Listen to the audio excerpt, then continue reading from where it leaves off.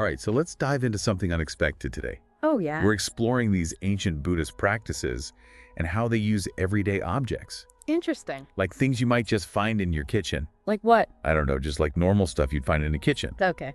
to help you attract abundance, protect your energy, and unlock opportunities.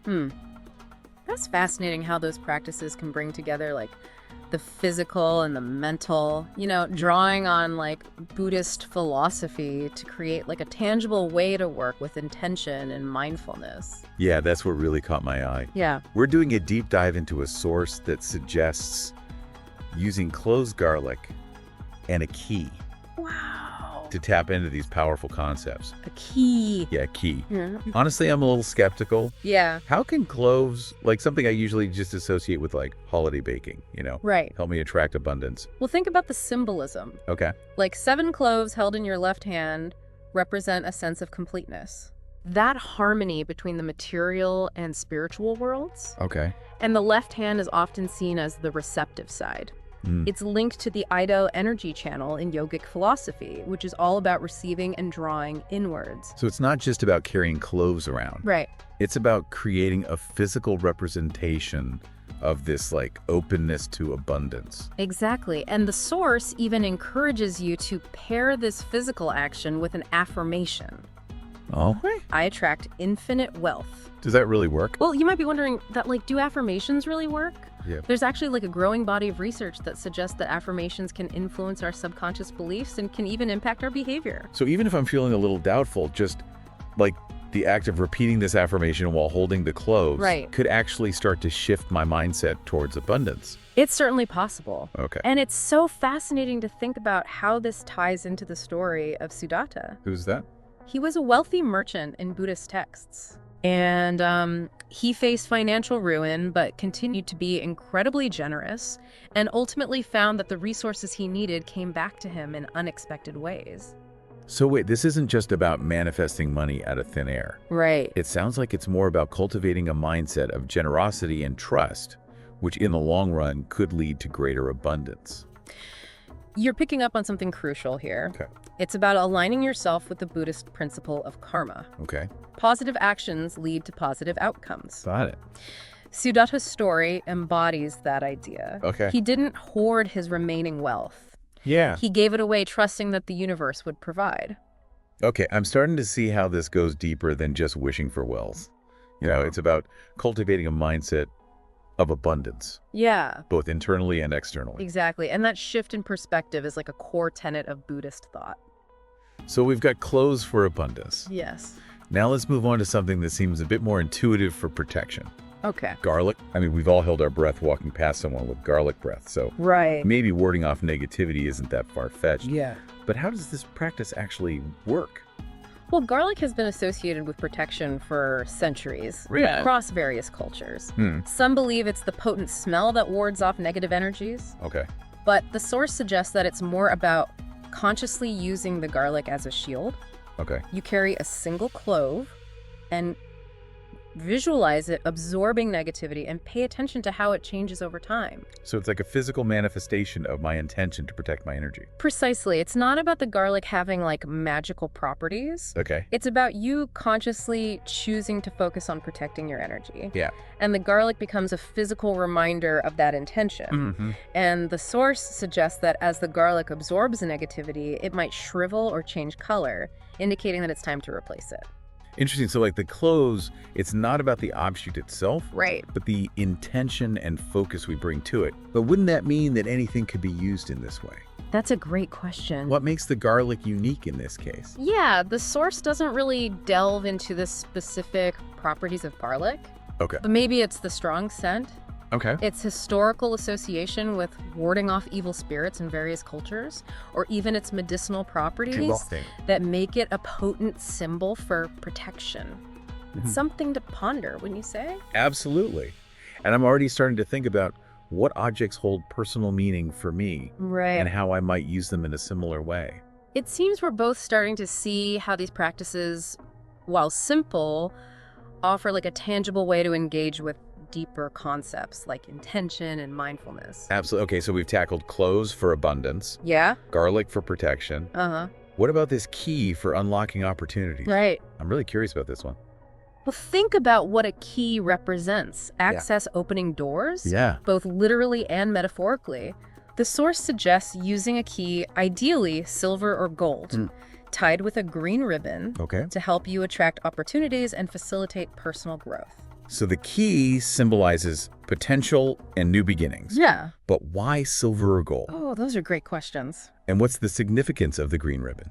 Silver and gold are often associated with prosperity and abundance in many cultures. Like, Think about gold medals, silver coins, the value we place on them, and green, well, it's the color of growth renewal nature. It symbolizes vitality and the potential for expansion. Okay, so it's about imbuing the key with symbolism that aligns with your intentions for growth and opportunity. Yes, But it's not just about carrying the key around, right? right. The source mentions tying 3 knots in the ribbon. What's that about? Yes. The 3 knots, each tied with a specific intention, adds another layer to this practice. Okay. The first knot represents clarity, Okay. the ability to see your path clearly. The second knot symbolizes strength and resilience, the inner fortitude to overcome obstacles. Okay. And the third knot, Yeah. that one represents abundance and success, attracting those opportunities that align with your goals. So it's like you're programming the key with your intentions, focusing your energy on those specific areas where you want to see growth and opportunity. Right. It sounds a bit like setting an intention in a meditation practice, Yeah, but with a physical object to ground the energy. that's a great way to put it. And the source even suggests repeating a specific affirmation while tying the knots. Oh, okay. What is it? I am ready for wealth and success in all its forms. Okay. This affirmation emphasizes like an openness to receiving abundance and embracing new possibilities. So much like the cloves and the garlic. Yeah. It's not just about the object itself, Right. but about imbuing it with intention, Exactly. using it as a physical anchor for your desires and goals. And it's fascinating how this seemingly simple practice taps into something much deeper. What's that? The power of the mind to shape our reality.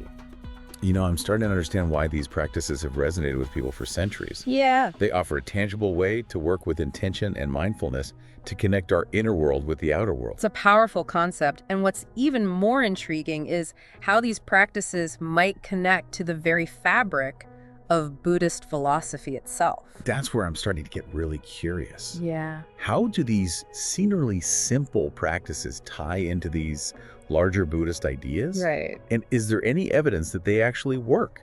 Those are great questions. Yeah. And ones we'll explore further as we continue our deep dive.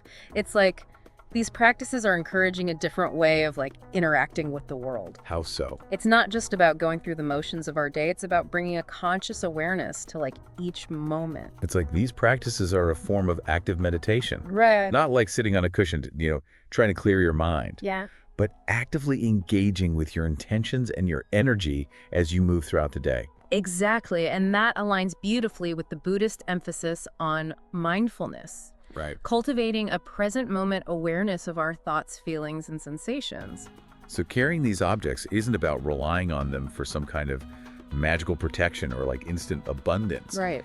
It's about using them as a reminder to stay present and focused on those intentions. Precisely think about it each time you touch the clothes. Yeah. You're reminded of your intention to cultivate abundance. Okay. When you feel the garlic in your pocket, you're prompted to check in with your energy and visualize it absorbing negativity.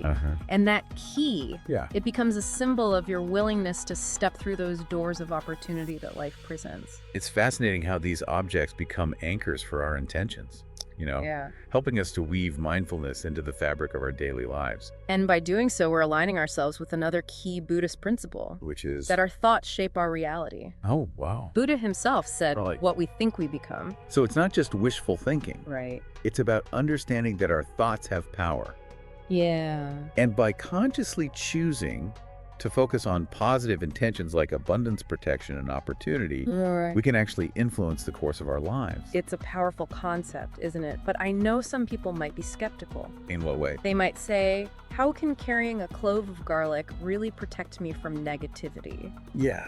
Isn't that a bit superstitious? I have to admit, that was my initial reaction, too. Right. It's easy to just dismiss these practices as like folk wisdom or wishful thinking. And that's a healthy skepticism to have. Right. But I think it's important to remember that these practices aren't about the objects themselves having some kind of magical power. Yeah. It's about the symbolism they hold and the intentions we imbue them with. So it's not like the garlic is literally absorbing negative energy like a sponge or something. Right. It's more about using the garlic as a tool to focus our attention and energy on the intention of protection. It becomes a physical reminder to stay grounded, to set boundaries, and to choose to not engage with negativity. It's like a mental cue, Yeah. like a physical representation of our commitment to maintaining a positive energetic space. Exactly. And that ties back to the Buddhist concept of non-attachment.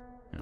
We can't control everything that happens around us, Right. but we can choose how we react, how we allow those external forces to affect our inner peace. So even if we can't prevent negative energy from coming our way, the garlic becomes a reminder to detach from it, Right. to not let it consume us. That's a great way to put it. It's about cultivating that inner strength and resilience, Yeah. that ability to stay centered even amidst chaos. This whole concept of energy is fascinating. Yeah. Something that's talked about a lot in mindfulness and spiritual circles, Uh-huh. but can be hard to grasp.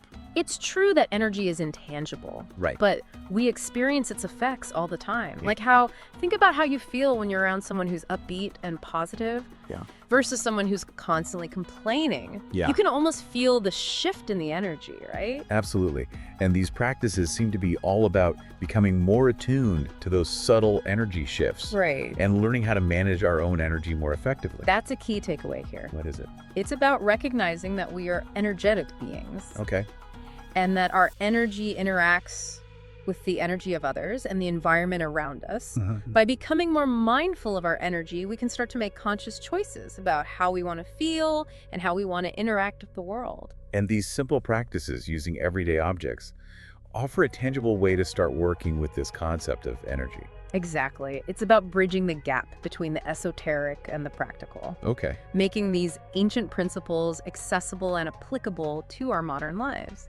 Now I know some of our listeners might be thinking, Yeah. does it really matter if I believe in the power of these objects? Right? Do I have to be like a devout Buddhist for these practices to work?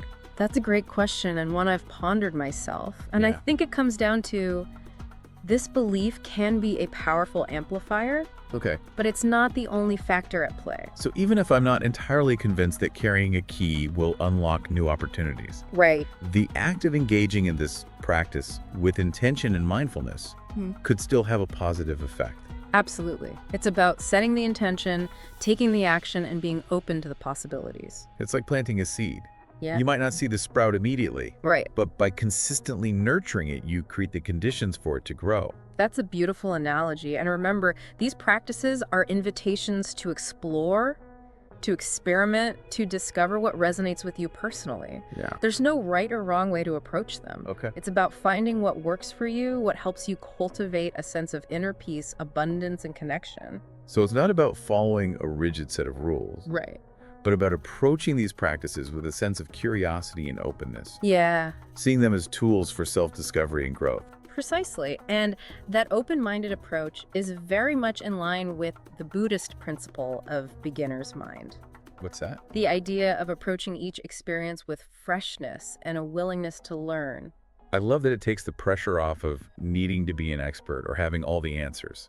Right. It's about embracing the journey of exploration and self-discovery. And who knows what we might discover along the way. Exactly. Perhaps these practices will open us up to new ways of thinking, new possibilities, and a deeper understanding of ourselves and the world around us. You know, as we're talking about all of this, I keep thinking back to the story of Sudatta.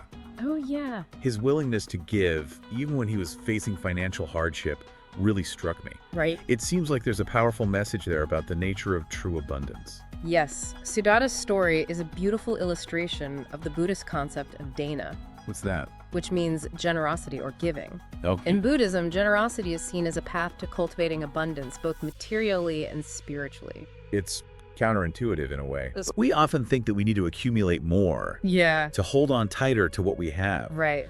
But Sudatta's story suggests that the opposite might be true. It's about recognizing that true abundance comes not from what we possess, Okay. but from our willingness to share, to give, to trust that the universe will provide. So it's not just about attracting wealth or material possessions. Right. It's about cultivating a mindset of abundance, a generosity of spirit that extends outwards. Exactly. And that generosity can take many forms. Like what? It can be giving our time, our energy, our attention, our kindness, our resources. Okay. It's about recognizing that we are all interconnected and that by contributing to the well-being of others, we also contribute to our own well-being. It's like a ripple effect. Yes. When we give freely, it creates a positive energy that flows back to us in unexpected ways. And that brings us back to the Buddhist principle of karma. Right. That our actions have consequences. By choosing to act with generosity and kindness, we create positive karma that ultimately benefits ourselves and the world around us.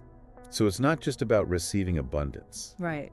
It's about becoming a conduit for abundance, allowing it to flow through us and out into the world. That's a beautiful way to put it, and I think that's a powerful message to carry with us as we explore these practices and integrate them into our lives. Yeah. It's not just about what we can gain for ourselves, it's about how we can contribute to a greater good. It's about recognizing that true abundance is not just about personal gain, Right. but about cultivating a mindset of generosity, compassion, and interconnectedness. Beautifully said, and I think that's a perfect segue into exploring how we can practically incorporate these practices into our busy modern lives. So we've talked about like the philosophy behind these Buddhist practices, Right. the intention, the mindfulness, Yeah. the connection to those core principles like karma and generosity. Yeah. But I'm wondering how we can like actually bring these practices into our lives. Right. We're all busy, right? How do we make these practices stick? I think the key is to start small. Okay. To not overcomplicate things. Right. Just choose one practice that resonates with you and experiment with it. See how it feels. Notice any subtle shifts in your energy or perspective. So it's not about trying to do all three practices at once. Not necessarily. It's about finding what works best for you. Yeah. What feels authentic and manageable in your daily life. So for example, someone who's feeling particularly vulnerable or exposed might start with the garlic for protection. Exactly. They could carry a clove in their pocket, visualize it, absorbing any negativity, Yeah. and use it as a reminder to stay grounded and centered throughout the day. And someone who's feeling stuck or lacking motivation might find the key practice particularly helpful. They could visualize it, unlocking doors to new opportunities, helping them to overcome fear or self-doubt. And if someone's feeling a lack of abundance, whether that's like financial or emotional, they might choose to work with the cloves. Yes, they could hold the cloves, repeat the affirmation, and use it as a reminder to cultivate a mindset of gratitude and openness to receiving.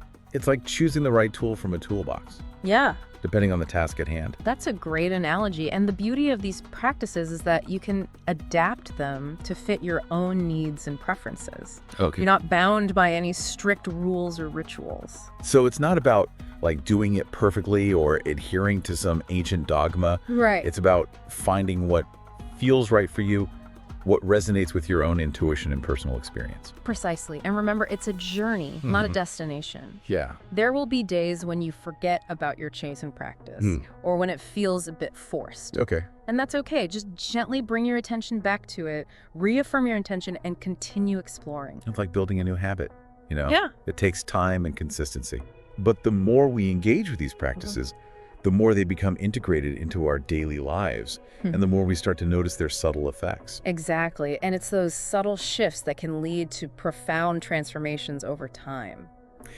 As we've been talking about all of this, I've been thinking about how these practices, while rooted in like ancient Buddhist wisdom, feels surprisingly relevant to our modern lives. Yeah. We live in a world that's so fast-paced and overwhelming. Right. It's easy to feel disconnected from ourselves, Yeah. from our intentions, from our sense of inner peace. You've hit on something really important.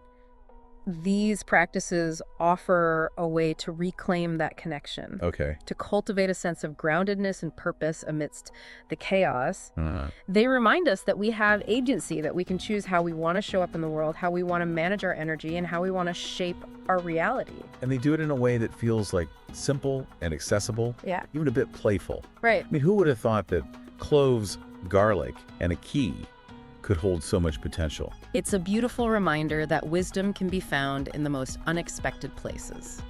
So as we wrap up this deep dive, Yes. I want to invite our listeners to reflect on what resonated with them the most from this exploration. Yeah. What practices or principles are you inspired to experiment with? Yeah. And what objects hold personal meaning for you that you might imbue with intention to support your own journey?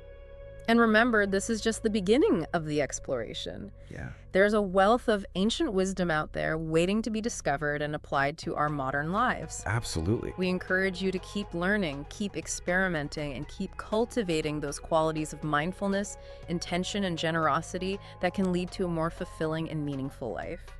Thanks for joining us on this deep dive into the world of ancient Buddhist practices for modern life. Yeah, We hope you've gained some valuable insights and tools to enhance your own well-being. absolutely. Until next time, keep exploring, keep learning, and keep living with intention.